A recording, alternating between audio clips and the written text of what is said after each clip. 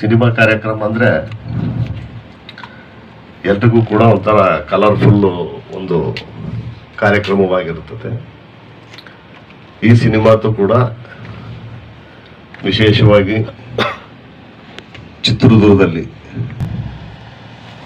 ಹಿಂದೆ ಯಾವ ಥರ ಇತ್ತು, ಇವತ್ತು ಯಾವ ಥರ ನಡೀತಾ ಇದೆ ಅಂತ ಎಲ್ರಿಗೂ ಗೊತ್ತಿರತಕ್ಕಂಥ ಒಂದು ವಿಚಾರ. ಇವತ್ತು ನಾವು ನಮ್ಮ ಕನಸುಗಳನ್ನು ಬಿತ್ತಿ ತೆಗೆಯೋದು ಅಷ್ಟು ಸುಲಭದ ಮಾತಲ್ಲ. ಯಾಕಂದರೆ ಸಿನಿಮಾಗೆ ಅಳವಡಿಸಿದಂಥ ಇವತ್ತು ಹಣವನ್ನು ಯಾವ ನಿರ್ಮಾಪಕರು ಕೂಡ ವಾಪಸ್ ಹೋಗೋಂಥ ಒಂದು ಇದು ಇಲ್ಲ.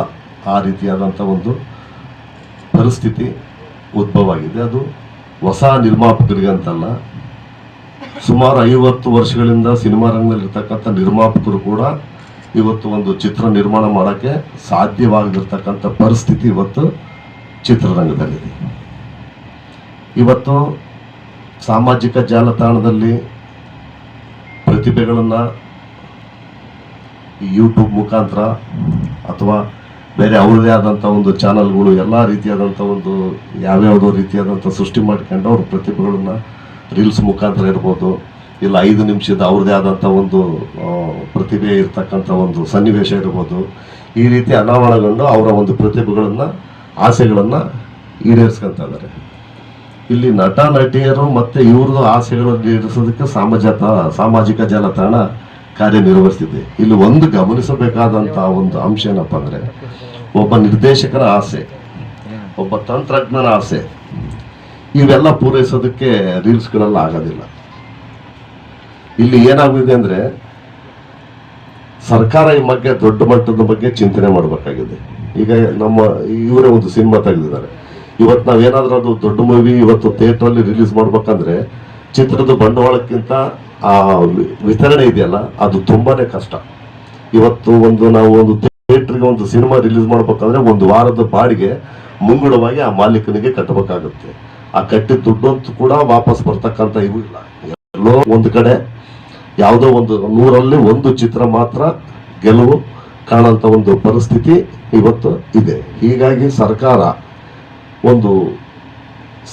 ಮಟ್ಟದಲ್ಲಿ ಇಂಥ ಪ್ರತಿಭೆಗಳನ್ನು ಪ್ರೋತ್ಸಾಹಿಸೋದಕ್ಕೆ ಒಂದು OTT ಪ್ಲಾಟ್ಫಾರ್ಮನ್ನು ಚಿಂತನೆ ನಮ್ಮ ಸರ್ಕಾರದ ಪ್ರತಿನಿಧಿಗಳು ಕೂಡ ಇದ್ದಾರೆ.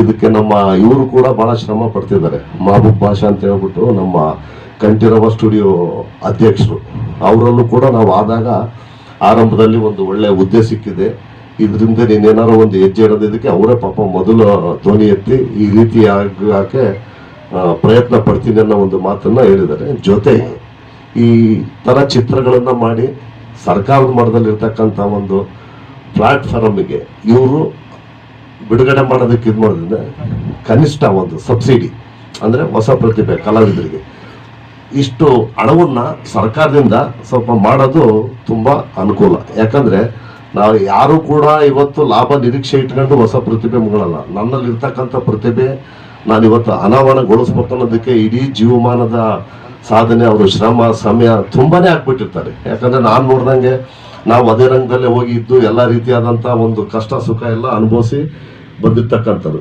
ಎಷ್ಟೋ ಜನರ ಈ ಒಂದು ಪ್ರತಿಭೆಯನ್ನು ನಂಬ್ಕೊಂಡೋಗಿ ಬೆಂಗಳೂರಲ್ಲಿ ಭಾಳಷ್ಟು ಜನಗಳ ಸಮಯವನ್ನೇ ವ್ಯರ್ಥ ಮಾಡ್ಕೊಂಡ್ಬಿಡಿದ್ದಾರೆ.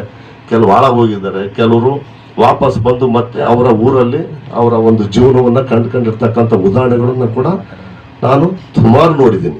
ಎಷ್ಟೋ ಜನ ತಂದೆ ತಾಯಿಗಳು ಅದಾಗೋದಿಲ್ಲಪ್ಪ ನಿನ್ನ ಕೈಲಿ, ಎಲ್ಲೂ ನಿನಗೆ ಅವಕಾಶನೂ ಸಿಗಲ್ಲ, ನಿನ್ನ ಪ್ರತಿಭೆಗೆ ಇದು ಬಂದ್ಬಿಡು, ವಾಪಸ್ಸು ನಿಮ್ಮ ಬೇರೆ ಕೆಲಸ, ಈ ಥರ ಉದಾಹರಣೆಗಳು ಸುಮಾರು ನಮ್ಮ ಕಣ್ಣು ಮುಂದೆ ನಡೆದೋಗ್ಬಿಟ್ಟಿದ್ದಾವೆ.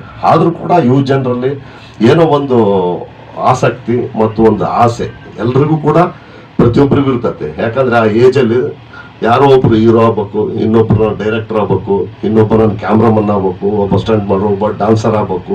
ಸುಮಾರು ಇವತ್ತು ವೇದಿಕೆಗಳು ಕೂಡ ಹಂಗೆ ಇದಾವೆ. ಕೆಲವ್ರಿಗೆ ನಟರಿಗೆ ಡಾನ್ಸರ್ಸಿಗೆಲ್ಲ ಎಲ್ಲ ಒಂದು ವೇದಿಕೆ ಸಿಗ್ತವೆ. ಇಲ್ಲಿ ತಂತ್ರಜ್ಞರಿಗೆ ಭಾರಿ ಒಂದು ಸಮಸ್ಯೆ ಆಗಿರೋದ್ರಿಂದ ಹಾಗಾಗಿ ಒಟ್ಟುಗೂಡಿ ಸರ್ಕಾರ ಇದನ್ನ ಒಂದು ಪರಾಮರ್ಶೆ ಮಾಡಿ ಇದಕ್ಕೆ ಹೊಸದಾಗಿ ಬರ್ತಕ್ಕಂಥ ಕಲಾವಿದರಿಗೆ ಒಂದು ಒಳ್ಳೆ ಇದನ್ನ ನೆಲೆ ಸಿಗಾಗ ರೀತಿಯಲ್ಲಿ ಕಾರ್ಯನಿರ್ವಹಿಸಬೇಕು ಅಂತ ಈ ಸಂದರ್ಭದಲ್ಲಿ ಹೇಳ್ತಾ, ಈ ಚಿತ್ರಕ್ಕೆ ಇವತ್ತು ಕರೆಸಿ ನನ್ನನ್ನು ಈ ಚಿತ್ರದ ಬಗ್ಗೆ ಮಾತಾಡೋಕ್ಕೆ ಅವಕಾಶ ಮಾಡಿಕೊಟ್ಟಂಥ ಎಲ್ಲ ಈ ನಮ್ಮ ನಿರ್ದೇಶಕರಿಗೆ ನಾನು ಧನ್ಯವಾದಗಳನ್ನು ಹೇಳ್ತಾ, ಮುಂದಿನ ದಿನ ನೀವು ಯಾವ ರೀತಿ ರಿಲೀಸಿಂಗ್ ಇದು ಪ್ಲಾನ್ ಮಾಡ್ತಿದ್ರೋ ಏನೋ, ಅದು ಸ್ವಲ್ಪ ನೀವು ಭಾಳ ಹುಷಾರಾಗಿ ನೋಡ್ಕೊಂಡು ಮಾಡೋದು ಭಾಳ ಒಳ್ಳೆಯದು. ಯಾಕಂದ್ರೆ ಇವತ್ತು ಥಿಯೇಟರ್ಗಳ ಸಂಖ್ಯೆನೂ ಕೂಡ ತುಂಬಾನೇ ಇದಿದೆ, ವಿರಳ. ಇವತ್ತು ನಮ್ಮೂರಲ್ಲಿ ಹಿಂದೆ 6 ಥಿಯೇಟರ್ ಇದ್ದು, ಇದೆಲ್ರಿಗೂ ಗೊತ್ತಿರ್ತಕ್ಕಂಥ ವಿಚಾರ.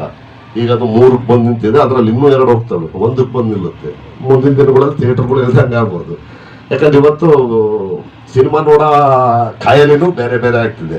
ಇವತ್ತೆಲ್ಲ ಮೊಬೈಲಲ್ಲೇ ಸಿನಿಮಾಗಳು ಮನೆಯಲ್ಲೇ ಎಲ್ಲ ನೋಡೋಂಥ ಒಂದು ವಾತಾವರಣ ಆಗಿರೋದ್ರಿಂದ ಥಿಯೇಟರ್ಗಳ ಸಂಖ್ಯೆನೂ ಕೂಡ ಕಮ್ಮಿ ಆಗಿದೆ. ಹಾಗಾಗಿ ನೀವು ರಿಲೀಸನ್ನ ಯಾವ ಇದಕ್ಕೆ ಮಟ್ಟದಲ್ಲಿ ನೀವು ಮಾಡ್ತೀರಾ ಅದನ್ನ ಜನರಿಗೆ ತಲುಪಿಸೋಂಥ ಒಂದು ವ್ಯವಸ್ಥೆ ಮಾಡಿ, ಯಾವುದೋ ಒಂದು ಮುಖಾಂತರ. ಯಾಕಂದ್ರೆ ಥಿಯೇಟ್ರಲ್ಲೇ ಬಂದು ಎಲ್ಲರೂ ನೋಡೋಕ್ಕಾಗಲ್ಲ. ನಿಮ್ಮ ಪ್ರತಿಭೆ ಅದ್ರಲ್ಲಿ ಸಿಕ್ತು ಅಂದರೆ ನಿಮ್ಗೆಲ್ಲೋ ಕೂಡ ಕೈ ಹಿಡಿಯೋಂಥ ಒಂದು ವಾತಾವರಣ ಕೂಡ ಇವತ್ತು ಈ ಸಾಮಾಜಿಕ ಜಾಲತಾಣದಲ್ಲಿ ಇದೆ. ಯಾಕಂದ್ರೆ ಇವತ್ತು ರೀಲ್ಸ್ಗಳು ಮಾಡಿ ಎಲ್ಲೆಲ್ಲಿಗೂ ಹೋಗಿರ್ತಕ್ಕಂಥ ಉದಾಹರಣೆಗಳು ಸುಮಾರಿದ್ದಾವೆ. ಅದೃಷ್ಟ ಮತ್ತೆ ಅವ್ರ ಪ್ರತಿಭೆ, ಯಾರನ್ನ ಯಾವಾಗ ಈ ಜಗತ್ತು ರಾತ್ರಿನೇ ಹೀರೋ ಮಾಡ್ತಂತ ಹೇಳಕ್ಕಾಗಲ್ಲ ಜನಗಳು ಮನಸ್ಥಿತಿ. ಹಾಗಂತ ನಿಮ್ಮ ಇದನ್ನು ಕೂಡ ಎಲ್ಲೂ ಹಿಂಜರಿಬೇಡ್ರಿ, ನಿಮ್ಮ ಪ್ರಯತ್ನ ಮಾಡ್ತಾ ಇರ್ರಿ. ನಿಮ್ಮ ಪ್ರಯತ್ನಕ್ಕೆ ಯಾವತ್ತಾರು ಒಂದು ದಿವಸ ಭಗವಂತ ಫಲ ಕೊಡ್ಲಿ ಅಂತ ಹೇಳ್ತಾ, ಈ ಸಂದರ್ಭದಲ್ಲಿ ನಿಮಗೆ ಮತ್ತೊಮ್ಮೆ ಒಳ್ಳೇದಾಗಲಿ ಅಂತ ಹಾರೈಸ್ತಾ, ನನ್ನನ್ನು ಕರೆಸಿ ಮಾತಾಡೋಕ್ಕೆ ಅವಕಾಶ ಮಾಡಿಕೊಟ್ಟಿದ್ದಕ್ಕೆ ತಮಗೆಲ್ಲರಿಗೂ ಧನ್ಯವಾದಗಳನ್ನು ಹೇಳ್ತಾ ನನ್ನ 2 ಮಾತುಗಳನ್ನು ಮುಗಿಸ್ತಾ ಇದ್ದೀನಿ. ಈ ಕಾರ್ಯಕ್ರಮಕ್ಕೆ ಆಗಮಿಸಿ ಮಾಹಿತಿ ಕೊಟ್ಟಂತ ಬಿ ಕಾಂತರ ಸರ್ ಅವರಿಗೆ ತುಂಬು ಹೃದಯದ ವಂದನೆಗಳನ್ನು ಅರ್ಪಿಸ್ತಾರೆ.